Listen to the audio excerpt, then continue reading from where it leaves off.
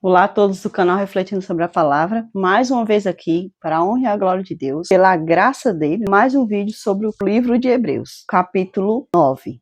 Vamos dar sequência a esse livro maravilhoso, que tem me ensinado muito sobre o ministério salvífico de Cristo, o sacerdócio e o sumo sacerdócio de Cristo para as nossas vidas, para a nossa salvação. Quero agradecer ao Senhor por isso, pela sua infinita bondade de poder estar aqui aprendendo através desse livro, o livro de Hebreus, e também está aqui compartilhando com você. Quero agradecer você aí do outro lado que tem assistido conosco, e eu espero que assim como eu estou me deleitando no conhecimento da palavra do Senhor, que você também possa se deleitar cada vez mais e crescer cada vez mais, que possamos seguir o exemplo do autor do livro de Hebreus, crescer no conhecimento, nos expandirmos no conhecimento do Senhor, do seu ministério, e assim andarmos cada vez mais para a salvação, para a santificação e salvação na pessoa de Cristo. Diz assim para nós: ora, a primeira aliança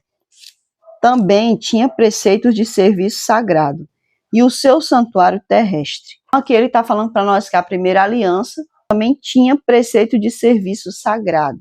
Então não era qualquer coisa, qualquer ato, não, ela era baseada em algo sagrado. Essa aliança, embora ela fosse terrestre, ela apontava para a salvação, mas ela não trazia a salvação em si, porque não podia, não tinha capacidade, porque era feita por homens caídos, através de símbolos frágeis, mostrando ali que vinha no futuro, que era a aliança verdadeira, que era a salvação em Cristo Jesus. Com efeito, foi preparado o tabernáculo, cuja parte anterior, onde estava o candeeiro e a mesa, e a exposição dos pães, se chama o Santo Lugar. Por trás do segundo véu se encontrava o tabernáculo, que se chama o Santo dos Santos. Que ele está descrevendo como é que era esse ambiente, esse santuário, esse tabernáculo na terra. Tinha um lugar santo, onde tinha certas coisas, e depois ele vai também falar do lugar Santo dos Santos. Por trás do segundo véu se encontrava o tabernáculo, que se chama o Santo dos Santos, ao qual pertencia um altar de ouro para o incenso, e a arca da aliança totalmente coberta de ouro, na qual estava uma urna de ouro contendo o maná, o bordão de Arão que floresceu e as tábuas da aliança. E sobre ela os querubins de glória, que com a sua sombra cobriam o propiciatório. Dessas coisas, todavia, não falaremos agora pormenorizadamente. Ele ali estava apenas descrevendo o que tinha em cada lugar, e ele está dizendo aqui que a gente não vai falar sobre isso aqui detalhadamente, porque era uma coisa até que ali aquela nação hebraica já sabia de cor. Ora, depois de tudo isto, assim preparado, continuamente entram no primeiro tabernáculo os sacerdotes para realizar os serviços sagrados. Ele aqui fala para nós que, sendo assim, entrava ali no lugar santo os sacerdotes para realizar aqueles rituais. Mas no segundo, o sumo sacerdote, ele sozinho uma vez por ano, não sem sangue, que oferece por si pelos pecados de ignorância do povo, querendo com isto dar a entender o Espírito Santo que ainda o caminho do santo lugar não se manifestou, enquanto o primeiro tabernáculo continua erguido. Ele está explicando aqui para nós porque até então o caminho, ou seja, o Cristo ainda não tinha vindo, ainda não tinha acontecido o sacrifício supremo, que era na pessoa do Cristo. É isto uma parábola para a época presente, ou seja, naquela época que ele estava falando. E segundo esta, se oferecem tantos dons como sacrifícios, e embora estes, no tocante à consciência, sejam ineficazes para aperfeiçoar aquele que presta culto. Aqueles atos que eles realizavam, eles eram ineficientes para aperfeiçoar a pessoa que estava prestando o culto, ou seja, o sacerdote, o sumo sacerdote, os quais não passam de ordenanças da carne, baseadas somente em comidas e bebidas, e diversas abluções impostas até o tempo oportuno de reforma. Ou seja, ele está falando que a questão da carne aqui, que ele está se referindo, questão de ordenanças carnais, é que ele está dizendo aqui que eram coisas, rituais feitos por homens, que eram homens que praticavam, homens caídos, homens imperfeitos. Então ele está falando isso aqui para nós, explicando isso aqui. E também se baseava ali na matança dos animais, em comer o animal, em tomar aquele, usar o azeite, o vinho que era ali levado para o tabernáculo. impostas ao tempo oportuno de reforma, ou seja, aquele ato da primeira aliança, ele foi imposto, ou seja, ele era necessário até o momento da reforma, ou seja, até o momento da segunda aliança, porque houve essa reforma, houve essa aliança, ou seja, a segunda aliança, que era a aliança de fato que tinha eficácia, que era a morte de Cristo. Então houve a reforma nesse sentido que ele está falando, né, que foi revogada a primeira aliança por conta da segunda aliança, que era de fato eficaz. Quando, porém, veio Cristo como sumo sacerdote dos bens já realizados, mediante o maior e mais perfeito tabernáculo, não feito por mãos, quer dizer, não desta criação, ou seja, Cristo, ele veio como sumo sacerdote, mas baseando-se no tabernáculo verdadeiro, que era o tabernáculo celeste, o qual serviu de figuração para o tabernáculo terrestre. Não por meio de sangue de bodes e de bezerros, mas pelo seu próprio sangue, entrou no lugar santo dos santos, uma vez por todas, tendo obtido eterna redenção. Ou seja, ele entrou uma única vez. A morte de Cristo, ela foi eficaz, morreu ali, pronto.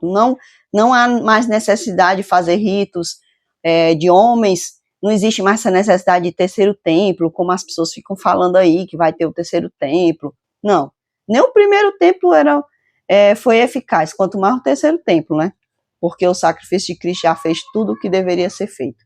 Portanto, se o sangue de bodes e de touros e a cinza de uma novilha expergidos sobre os contaminados os santificam quanto à purificação da carne, muito mais o sangue de Cristo, pelo Espírito eterno, a si mesmo se ofereceu sem mácula a Deus, purificará a nossa consciência de obras mortas, para servirmos ao Deus vivo. Ou seja, ele está aqui falando para nós que, embora aqueles ritos eles fossem terrestres, fossem feitos por seres humanos imperfeitos, eles tinham uma eficácia no sentido de que se cumpre aquela palavra que Cristo fala, né, para nós, que o que é ligado na terra é ligado no céu. Então, quando eles faziam aqueles ritos ali, aquilo era alcançado pelo favor de Deus, porque a graça ela não existe na cruz, a graça ela vem antes da cruz.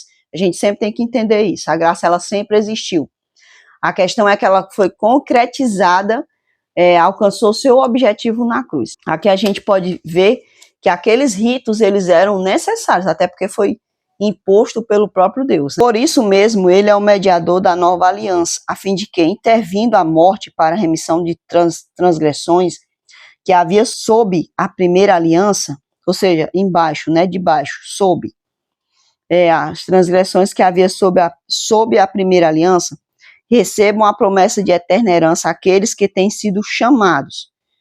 Está sendo chamado, está aceitando, então está recebendo a promessa eterna. Porque onde há testamento, é necessário que intervenha a morte do testador. Só foi eficaz o testemunho, o testamento de Cristo, porque ele morreu. É eficaz o testamento de Cristo. Ele pôde transferir a herança da vida eterna para nós, para a humanidade, porque ele de fato morreu. É isso que ele está garantindo para nós.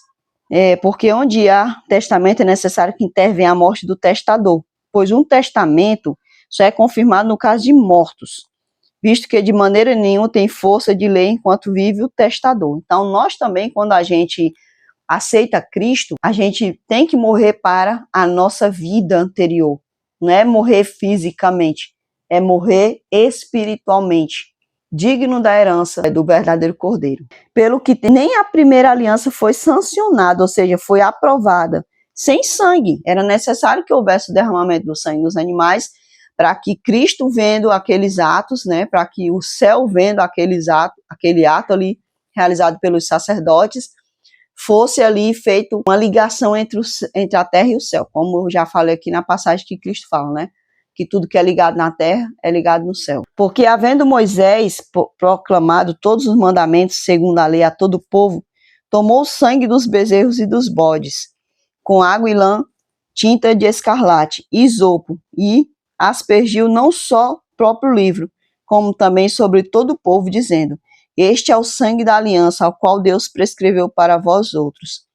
Então Moisés, a gente sabe que Moisés, quando ele foi chamado para resgatar o povo, ele ficou com medo e tudo mais, então o Senhor disse assim: então você vai ser eu e o Arão vai ser você. Então por isso que Moisés ordena Arão, porque ele está fazendo o papel de Deus ali. E aqui também ele fez o papel, fez o simbolismo de Deus ali, né? No caso, ele simbolizava a pessoa de Deus. Igualmente também aspergiu com sangue o tabernáculo e todos os utensílios do serviço sagrado. Com efeito, quase todas as coisas, segundo a lei, se purificam com sangue. Sem derramamento de sangue não há remissão. Ou seja, o sangue de Cristo, né, era extremamente necessário para toda a humanidade, para todos nós. Era necessário, portanto, que as figuras das coisas que acham nos céus se purificassem com tais sacrifícios, mas as próprias coisas celestiais com sacrifícios a eles superiores. Então, tudo o que estava acontecendo na terra, ele apontava algo no céu. Então, não era só um mero ritual na terra, não. Ele também era algo realizado no céu. Aí a palavra do Senhor diz que o ato superior, para realmente alcançar o seu objetivo superior, era necessário um ser santo, né, eficaz, para que realmente o santuário celestial fosse de fato, fosse realizado nele o ato salvífico, como não era realizado na terra. Porque Cristo não entrou em santuário feito por mãos figuras do verdadeiro, porém no mesmo céu, para comparecer agora por nós diante de Deus. Então, o Senhor, né, o Cristo de Deus, o Cordeiro de Deus, ele não realizou aqui atos nesse santuário terrestre. O ato dele era no céu, foi diretamente no céu. Então a obra dele foi diretamente no céu. Nem ainda para se oferecer a si mesmo, muitas das vezes, como sumo sacerdote, cada ano entra no Santo dos Santos, com sangue alheio. Ora, neste caso, seria necessário que ele tivesse sofrido muitas vezes, desde a fundação do mundo. Agora, porém, ao se cumprir os tempos, se manifestou uma vez por todas, para aniquilar pelo sacrifício de si mesmo o pecado. Então, ele no momento certo, né, ao se cumprir os tempos, ou seja, no momento certo, ele realizou esse ato uma vez por todas, sem necessidade de fazer outras vezes, como era no caso do santuário terrestre. E assim como aos homens está ordenado morrerem uma só vez, vindo depois disto o juízo, assim também Cristo, tendo se oferecido uma vez para sempre, para tirar os pecados, ou seja, tendo morrido, né, uma vez para sempre, para tirar os pecados de muitos, aparecerá segunda vez sem pecado aos que o aguardam para a salvação. Então, a salvação, a palavra do Senhor deixa aqui claro para nós. A salvação está garantida? Tá. Nós fomos salvos? Nós conseguimos o ato da salvação através da pessoa de Cristo? Sim. Ela foi concretizada? Ainda não. Aqui diz para nós que quando ele se manifestar a segunda vez, ou seja, quando ele vier, aí vai trazer, aí de fato vai acontecer a salvação para todos os que o aguardam, ou seja, todos os que aceitaram a Cristo. Aí tem um monte de gente achando uma vez salvo, salvo para sempre. Agora, eu aceitei Jesus, levantei minha mão, aceitei Jesus, já estou salvo. Não, meu amigo, aqui está dizendo que a salvação vai se concretizar quando Cristo voltar. É isso que está dizendo no livro de Hebreus. Esse livro ele foi lido aqui de forma rápida, né? Porque eu ainda estou em processo de recuperação, não posso estar falando muito. A garganta já alcançou o objetivo dela aqui, no caso, né? Então eu vou parando por aqui. Espero que todos vocês fiquem com Deus, né? Se estejam debaixo da graça do Senhor. E que todos nós também possamos alcançar essa salvação plenamente quando Cristo retornar, segunda vez nas nuvens do céu.